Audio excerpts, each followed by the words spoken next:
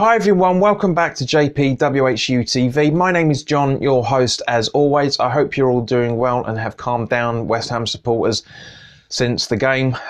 This video was shot a couple of hours later after the abysmal display that was West Ham 0, Everton 2.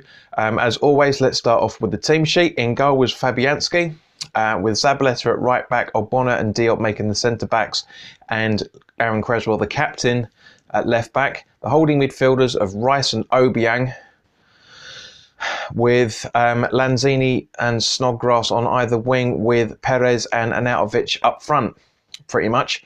On the bench was Adrian, Masuaku, Balbuena, Noble, Diangana, Antonio and Hernandez, aka Chicharito. Now, I take really big issue with this lineup.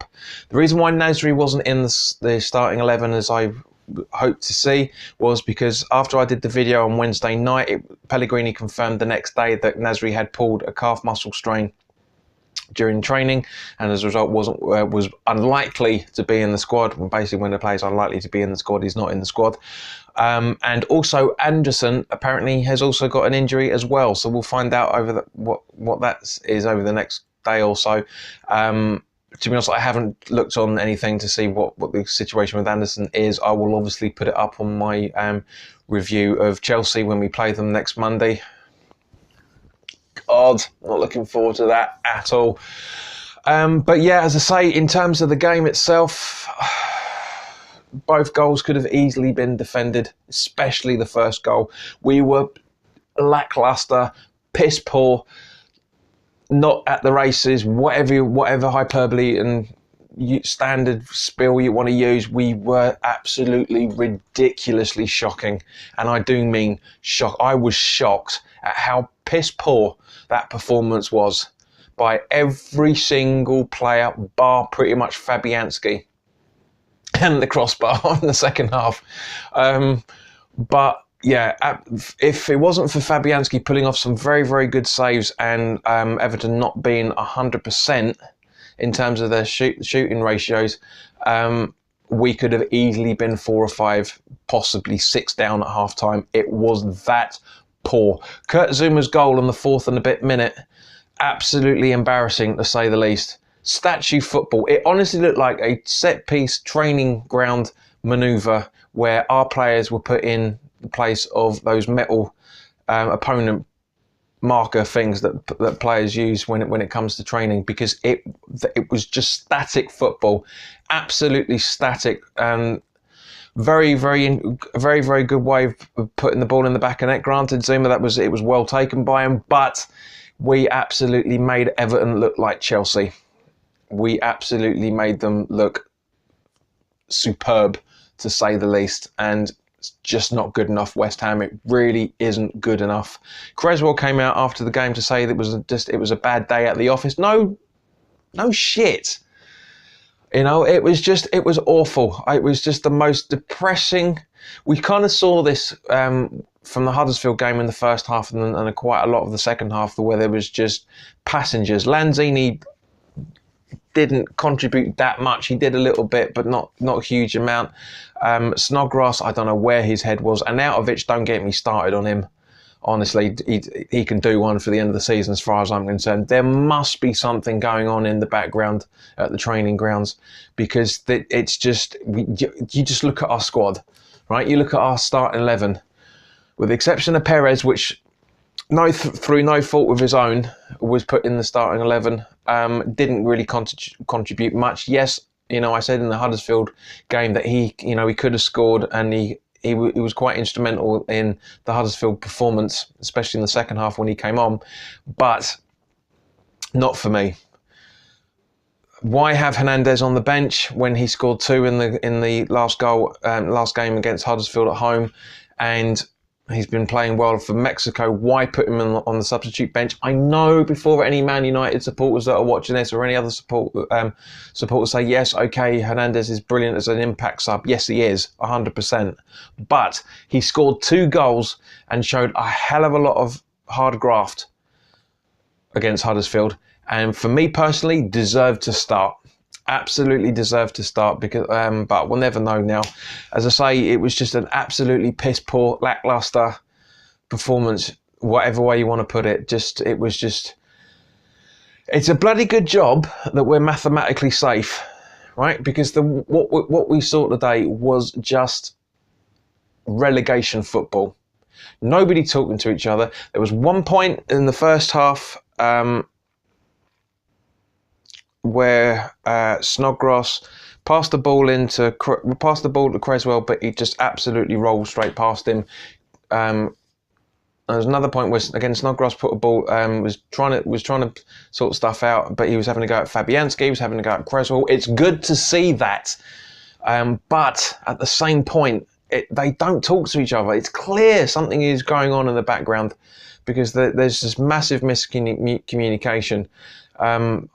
It staggers me I can't figure it out. Really can't figure it out to see why all of a sudden this is happening. I'm not saying all of a sudden is not the right word, because we seem to have reverted back to players not knowing what each other is going to be doing, like it was at the start of the season.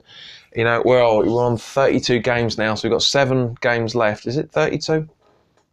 Let's just double check this.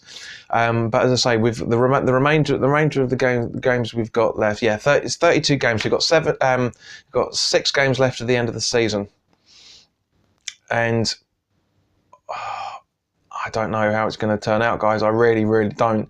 I mean, as I say, mathematically, we're absolutely fine. As it stands at the minute, you know, we are 16 points clear with 6 games to go. So that's fine from that point of view, but it's just not good enough. I basically asked the West Ham Way guys when they did the podcast was if 7th position, us finishing 7th, was ambitious, to say the least, bearing in mind this is turning out to be a normal West Ham season. They disagreed. They thought that given the players we've got and the money that we spent and the manager that we've got, 7th was looking like a very, very sustainable position at the start of the season. Fine. Got no issue with that at all. I don't agree. And today has proven that point yet again, that we do not have a squad that's good enough to finish in the top 7 or top 8, whatever you want to call it. We do not have a squad good enough as it stands to finish 7th. We don't. We just don't. There's no other way of putting it. There is just no other explanation other than the fact they are just not communicating enough. And as a result, it is just not going to happen. I don't want to be doom and gloom, but it's not going to happen. It really isn't going to happen. Bearing in mind, we've got Chelsea away still to come. We've got Man United after that. We've got Spurs as well away at their new ground. This was a game that we should have picked up at least a point to try and put on that push for 7th if the club was legitimately ambitious for that, but I don't think they are. Pellegrini might, the board might, players aren't. Players are not here as far as I'm concerned. To use the old maxim, they are on their holidays. It's clear that they're saying, it's only 6 games to go, blah, blah, blah, blah, blah. No way. I personally would make a lot of changes for the Chelsea game. But as I say, that preview video will be coming up soon. Obviously, it's on Monday night kickoff. So keep an eye out for that. The preview video will be going up this time around. I'll be doing it after the press conference this time, because I normally try to do it beforehand, but this time around I want to wait to see what Pellegrini says in the post-match press meet today, and his pre-match interview with the press before the Chelsea game, before I do my preview.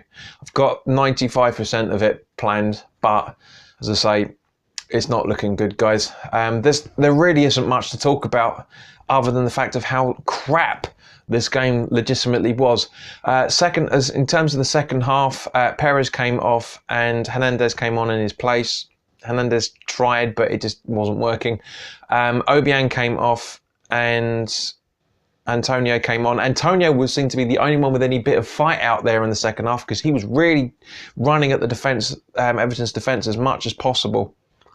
And once that started happening, Creswell started to step his game up a little bit as well. So it was good from that point of view. Arnautovic was substituted off, and Diangana came on in his place. Diangana again tried his best, bless him. It just wasn't working. he did some very good stuff when he was on the pitch, especially down in front of us. He did some good stuff, but again, just wasn't working in any shape or form. When Arnautovic came off, there was a loss of boos, a lot more than when it was against Huddersfield. There's a few people clapping him still, but as far as I'm concerned, Arnautovic can do one. He really, really can do one as far as I'm concerned. That guy has no place in West Ham for me at all until the end of the season. Put him down with the under-21s as far as I'm concerned for the next 6 games, and then when we conveniently go over to do the Premier League Asia Trophy when we were over in Japan and all that, just bugger him off to China. Just let him go. Sell him then.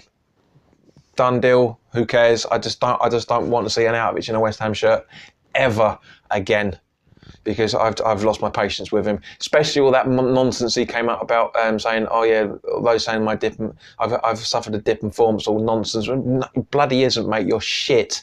Your head isn't at the club anymore, and therefore you do not deserve to be at the club anymore. And nobody's going to bloody buy you if you're performing like that week in, week out. So just get him off as soon as possible. Get him off the books. Get his wages, that 120 grand a week or whatever that stupid amount he got in January, off the books, and boom, done. Arrivederci, mate. So anyway, those are my thoughts on the game. For me personally, the only players that really came out with any sort of credibility were pretty much the guys that waited till the end to clap the players off, which was Fabianski, Diop and Rice. Rice had a very, very good game. Some really dodgy decisions went against him. No idea why. Technically, Everton should have been down to 10 men because there was the challenge on Snodgrass, I think it was, and one of the Everton players got booked for it, and then he literally it was dissent. There's no other way of putting up, throwing his arms up in the air saying, what are you booking me for? That's dissent. That's another booking, and he should have been sent off, but it's the way things go. So basically, as I say, that's it for me. We're 11th in the table now, which is not disappointing in any shape or form with 6 games to go, and we're still on 42 points. But as I say, we've played 5 games, we've lost 3 of those and won 2. It's not good enough. Not good enough at all. So let me know your thoughts in the comment section below as always, guys. Thank you very, very much for your time. I try to keep this rant down to as short amount of time as possible because there's just not much to talk about. If you're new around here and you like what I'm doing, by all means, please click the subscribe button, hit the notification bells to get first dibs on all of the videos. Just to recap, guys, the channel is on Instagram, more specifically Instagram TV. The username of JPWHUTV. Same with the Facebook group and page for the channel, username JPWHUTV. If you want to tweet me, then by all means contact me at JPWHUTV. For those who have signed up recently, followed me on the Instagram account, thank you very much for that. It's literally only been up a week and I've had like 17 followers, 18 followers. It's really good. Wasn't expecting that at all. The Instagram account is literally going to be linked with the Facebook group and is only going to be for people that follow me on those pages. The videos are literally only going to be, they're obviously going to be promoting the page, promoting the channel, but they won't be the videos that will be going up on YouTube. They will be either adverts for the videos going up or Instagram/Facebook question videos only. Because I just don't agree with having vertical video, especially when you're doing a post-match reaction or previews. So anyway, guys, thank you very much for your time. If you like the video and you feel I deserve it, then by all means, please click the like button, and please also feel free to share this content with anybody that you feel may want to watch it as well. For any of the American supporters watching, I have been invited on to American Hammers TV's YouTube channel, my first ever podcast. I'm really, really looking forward to doing that. I'm nervous as hell at the same point, but I'm really looking forward to doing it. So by all means, guys, try and check that out. It's looking like it's going to happen on Monday around about 7 o'clock UK time, which I think will make it 2 o'clock Eastern, I think.